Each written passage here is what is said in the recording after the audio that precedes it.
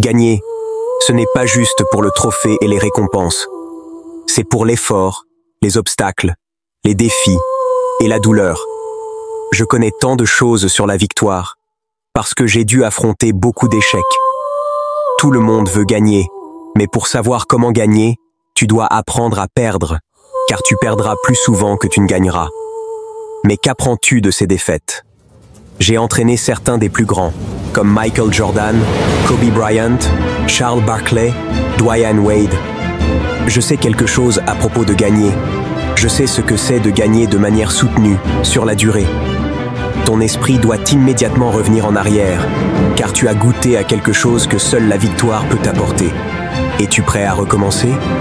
C'était l'un des mots préférés de Kobe quand il parlait de gagner. Tu dois être obsédé par ton objectif, quel qu'il soit. Sois entièrement dévoué. 3 leçons majeures que j'ai apprises de Michael. Compétition. Responsabilité. Gagner à tous les niveaux. Gagner à tous les niveaux, ça signifie quoi? Ce n'est pas juste gagner dans un domaine. Tu gagnes dans le sport, dans les affaires, dans ta vie personnelle. D'autres gagnent grâce à toi. Ce n'est pas juste à propos de toi. C'est être capable de tirer ton équipe et de leur montrer ce que ça fait de gagner. Quand tu échoues, tes émotions te donnent des excuses, mais ton esprit te rend plus résilient. Quand Kobe a raté son premier match de play-off, il aurait pu revenir l'année suivante avec la peur de rater encore. Mais il a dit « C'est sur moi. Je dois prouver à moi-même que je peux surmonter cela. » Tout le monde disait à Michael Jordan « Ne va pas à North Carolina, tu ne joueras jamais. » Mais il est allé et il s'est dit « Je n'ai pas besoin de prouver quelque chose à l'entraîneur ou à quiconque. Je dois prouver à moi-même que je mérite d'être ici. » Je dis toujours « Tu peux avoir peur, mais tu ne peux pas avoir de doute. Tu as une opportunité unique.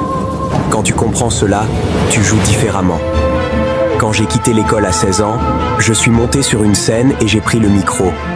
C'était loin d'être mon meilleur discours, mais quand j'ai fini, je me suis dit « Je peux le faire. Tu as une opportunité. Pourquoi donnerais-tu 80% d'efforts alors que tu pourrais donner 120%?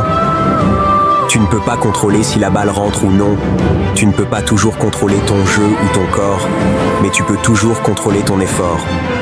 Tu peux toujours donner 120%. Chaque jour, ne te contente pas de dire « Je suis doué ». Dis-toi « Je ne vais pas juste me reposer sur mes compétences ». Il y a ceux qui pensent que parce qu'ils sont talentueux, tout leur est dû. Mais laisse-moi te dire quelque chose. Tu es talentueux, mais tu dois rester humble. Le talent, c'est ce avec quoi tu es né. Mais la volonté, c'est ce qui te mène au niveau supérieur.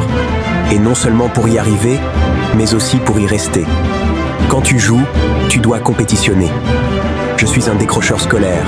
Mon père n'était pas dans ma vie, mais j'ai découvert que j'avais un talent.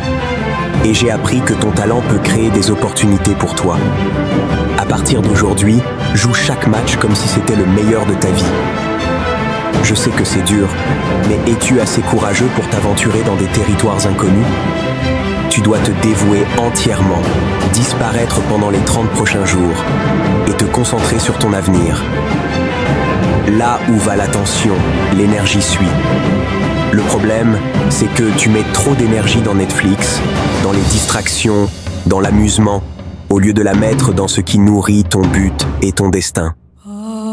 Tu as survécu au pire traumatisme de ta vie.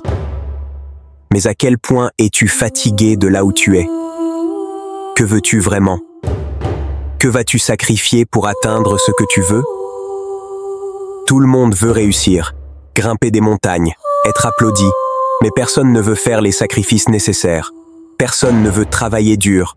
Personne ne veut se débarrasser de toutes les distractions. Peux-tu dire non à ce qui te freine? Non à ceux qui ne croient pas en toi? Ceux qui disent qu'ils te soutiendront mais te laissent tomber une fois que tu arrives? Pourquoi es-tu ici et que vas-tu faire à ce sujet? Nous avons un but, un destin. Mais est-ce que tu es prêt à disparaître pendant 30 jours pour te concentrer uniquement sur ce que tu dois devenir? Imagine qui tu pourrais être après ces 30 jours. Tu as une seule vie. La pluie, la neige, peu importe les obstacles.